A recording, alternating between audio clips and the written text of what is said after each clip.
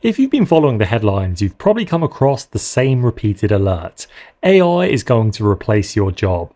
And then there's the familiar response, but AI will create new ones. But what does this actually mean?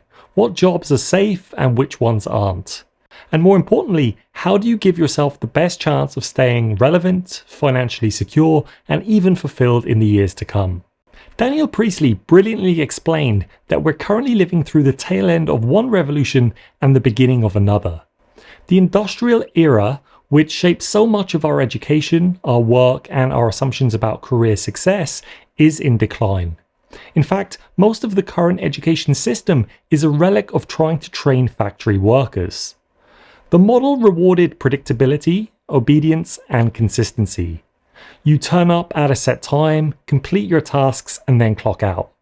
It promised stability in return for compliance, and for a long time it delivered fairly well on that promise.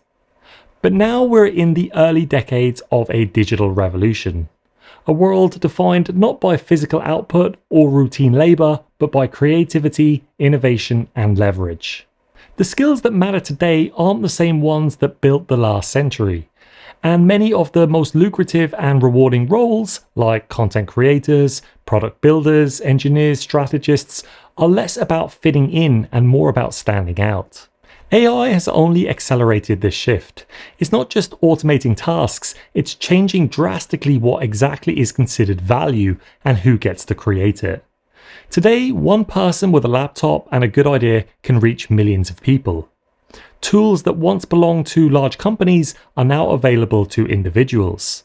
And yet, many people are still thinking in outdated terms, waiting for permission, hoping to be hired by a stable company, expecting things to play out as they always have. You might be wondering then, which jobs are under threat and which ones are the smarter bets going forward? The surprising reality is that the earliest casualties of AI haven't been the traditional working class or so-called low-skill jobs as many initially assumed.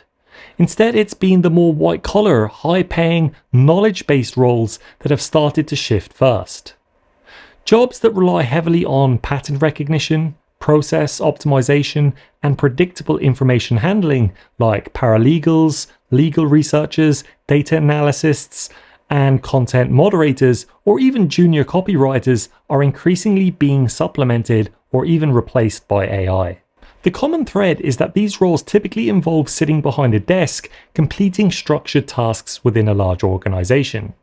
If your job consists largely of working with spreadsheets, filling out forms, processing standardized documents, or searching through databases, it's increasingly likely to be automated, or at least in part.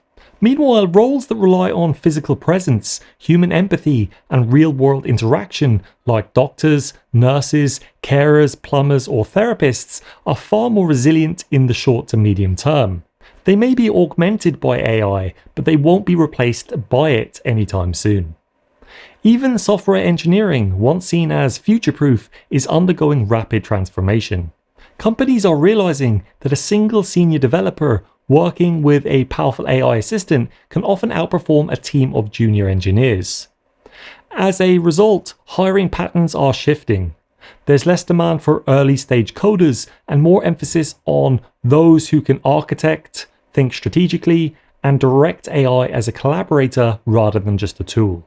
This brings us to an interesting dilemma, even a kind of paradox. The jobs that appear safest in the short to medium term tend to be the lower leveraged roles. If you sell your time linearly, for example, as a plumber, electrician, delivery driver, or nurse, you're operating in a domain that's hard to automate because it involves real-world interaction, physical skills, or human presence. But these jobs, while secure, rarely offer the kind of exponential upside or long-term scalability that digital roles can. On the other end of the spectrum are jobs that offer the highest leverage, where one's personal output can scale to thousands or millions through code, media, design, or capital. But this is also the space that's being transformed most aggressively by AI. There's now a much thinner line between those highly leveraged, prosperous roles and the ones that are most exposed to replacement. If you're doing something that's replicable by a model, like writing basic content, analyzing surface level data, or repeating common design patterns, then your work is no longer unique and it can be done faster and cheaper by AI. This is the tension many people now face. Stay in a safe, lower upside role that resists automation, or aim for a high impact work that comes with greater exposure to disruption. But disruption can be twisted to your advantage, and it's often a marker for opportunity. Navigating that tension thoughtfully and being willing to adapt is going to be a defining skill of the coming decade. A general rule of thumb is that if your job is computer-based and easily trainable, then it's easily replaceable. There's an emerging divide forming between those who primarily consume and those who create. In fact, I've recently made a video on this topic. The truth is though, most of us fall somewhere on that spectrum. Consumption, whether for entertainment, convenience, or information, is the default mode. It's designed to be frictionless, engaging, and constant.